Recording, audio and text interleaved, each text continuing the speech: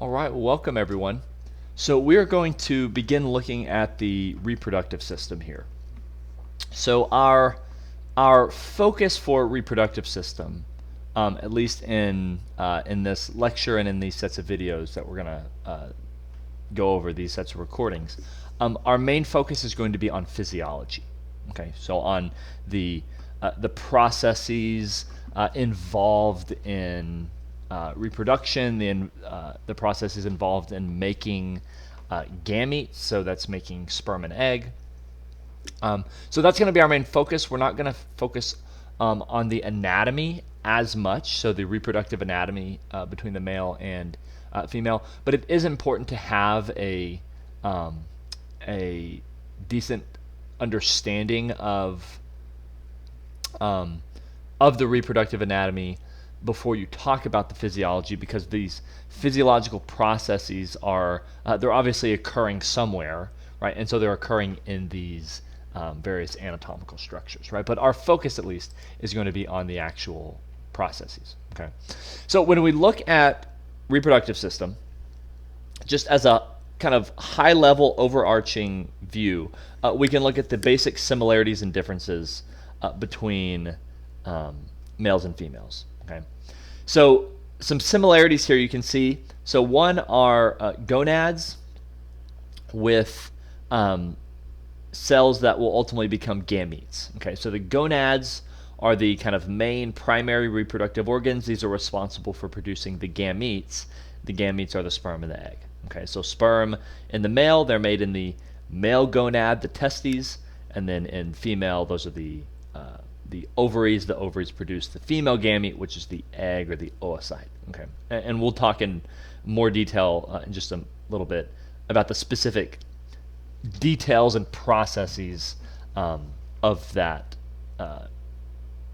process to make the gametes. So something called gametogenesis. Okay, so gonads, gametes. You also have sex hormones. Okay, so in many cases the hormones are going to be the same. Now they're going to vary in terms of their amount, and they're also going to vary in terms of what they do, right? So what do they stimulate in males and females? But you have lots of the same hormones in both males and females, and we'll look at some of those in just a moment, right? And then in terms of anatomical structures, there are accessory reproductive organs, right? Now these aren't the same reproductive organs, but they are oftentimes equivalent, so meaning they're derived from the same embryological tissue that we'll talk about in a future lecture. So these are, think like tubes, so think like fallopian tubes, think the ductus deferens or the vas deferens in males, so transporting sperm, the fallopian tube in females transporting the oocyte, site for fertilization, things like that, right? So there are some common elements, but there's also some differences as well, right? So we mentioned one common element being the hormones, right? So many different types of sex hormones that we find in males and females. Okay, so you can see a list of these, and we've gone over previously endocrine system, right? So we've talked about hormones in previous lectures, and we've gone over many of these same ones, right? So we've talked about the organs, the structures, the regions. So think hypothalamus, think pituitary, think the gonads, and then the hormones that come from those, right? So these may be like the gonadotropin releasing hormone, so the GnRH, follicle stimulating hormone, luteinizing hormone, both of those acting on the gonads, right? So male and female gonads, the testes and ovaries. Now, we have both of these hormones in both males and females. There are going to be different there are going to be other hormones as well, so think like testosterone, think estrogen, think progesterone, and then some others that are we may associate more with pregnancy, like prolactin, oxytocin, things like that. So both males and females have all of these hormones. It's just that in some cases, males or females will have more of one than the other, but also they're going to be doing different things, right? So you can see here, starting the process of gamete, that should say gametogenesis, so making the gametes, and sexual maturation. So obviously doing the same basic thing in male and female, but the details of those are going to differ, right? They're going to vary between male and female, right? So this main process that we're going to talk about in these first sets of videos is going to be making our gametes, okay? Making our gametes. So remember, the gametes are the sex cells, okay? So sperm in male and the egg or the oocyte in female. So these are both what we'll call haploid. I'll define that term in just a moment, but for now just hold on to that word haploid. And these cells are ultimately going to unite, right, in a process called fertilization. Okay, there's going to be an egg, there's going to be a sperm cell, and that sperm is going to fertilize the egg. It is going to contribute its nucleus along with its genetic material, and will form the first what's called a diploid cell. So hold on to that word haploid, hold on to that word diploid, and we'll get to those in just a little bit, right? So oocytes in female, sperm in male. They also differ in terms of the number of these produced through one cell cycle. So this process is called meiosis that we'll talk about in a moment. So essentially in females, what you end with after one kind of meiotic cycle is one functional cell, okay, that one oocyte. For males, proceeding through one meiotic cycle, you make 4. Okay, so you kind of have this classic 1, 2, 3, 4 cells that are produced from this one original cell. Okay, so the process of doing this is called gametogenesis. Okay, gametogenesis. So that root word gameto is referring obviously to gamete. So again, that's the sperm and the eggs or the oocytes. And then genesis meaning creation of, production of, synthesis of, something like that, right? So here we are making gametes. We're producing gametes. We're synthesizing gametes, okay?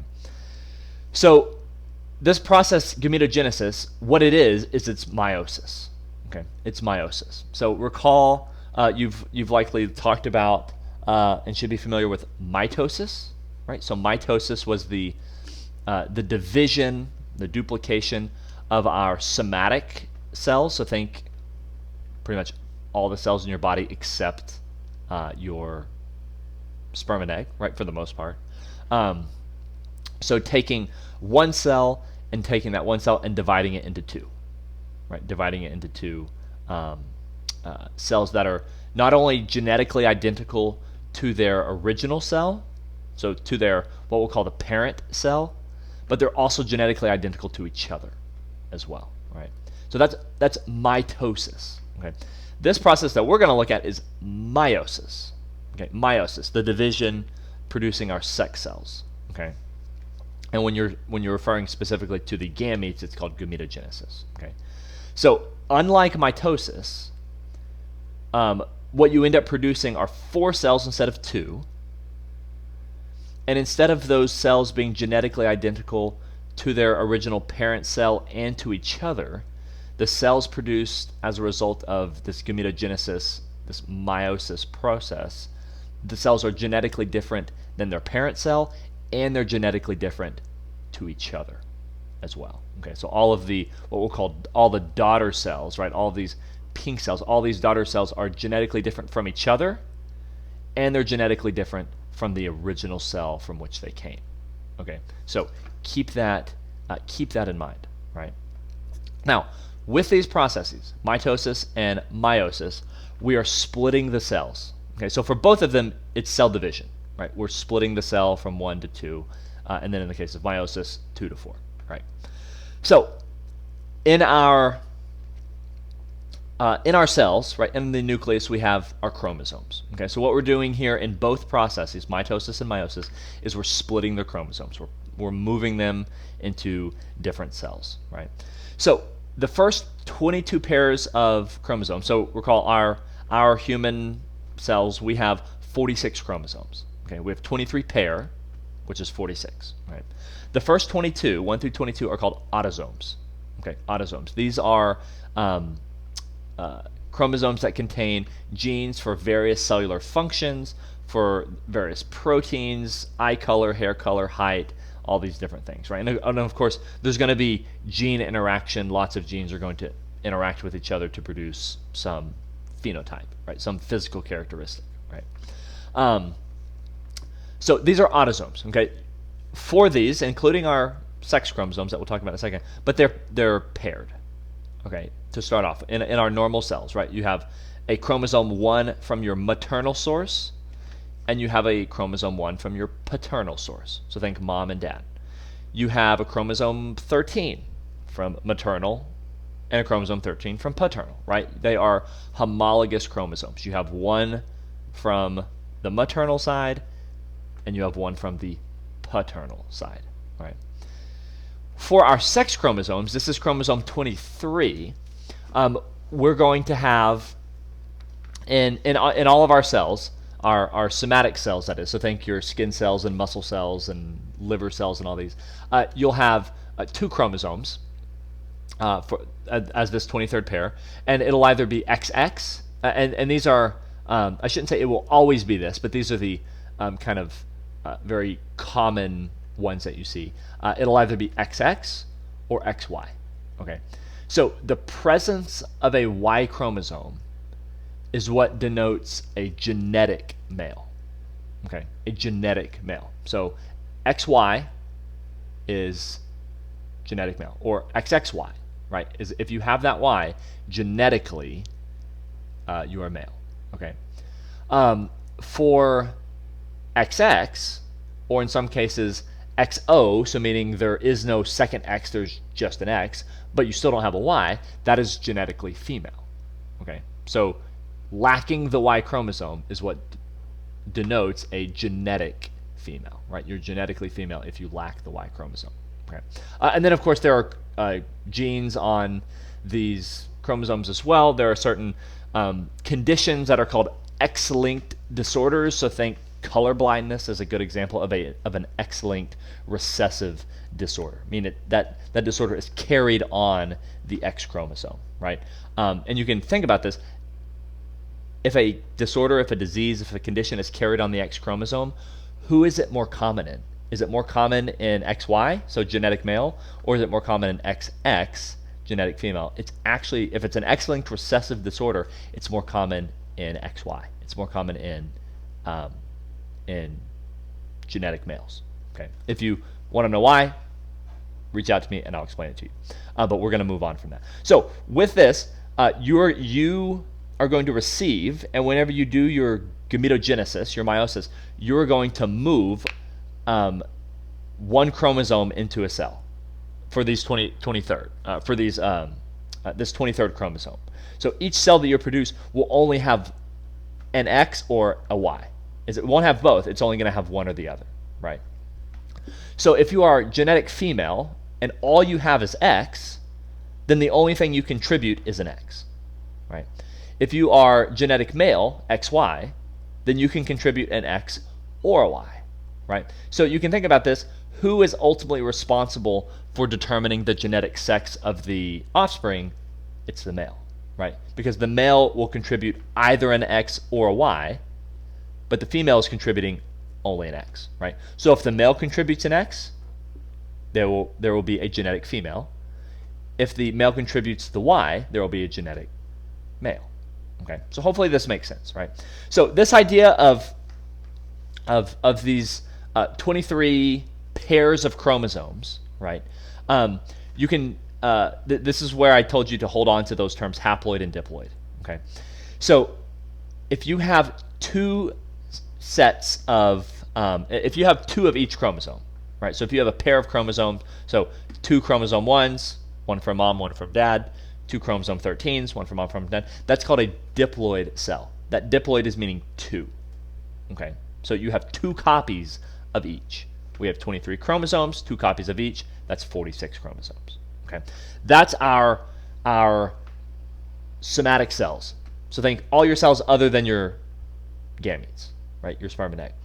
Our sperm and egg, because and we'll go through the details of this in just a moment, but because of the way that we divide the cell, we're going to take a diploid cell, one diploid cell that has 46 chromosomes, And we're ultimately going to split that up into 4 that have 23 chromosomes. Okay. Now, if you're doing quick math, or if you just think about that for about 5 seconds, the math doesn't really make a lot of sense. So we have one cell that has 46, but we're going to make 4 cells that have 23. Okay, so right off the bat, that math doesn't make sense. It'll make sense after we go through it. Okay, after I explain exactly how this meiosis process works. Okay, so we're going to stop here. We'll pick up in our next part, and we will actually begin talking about the process of meiosis.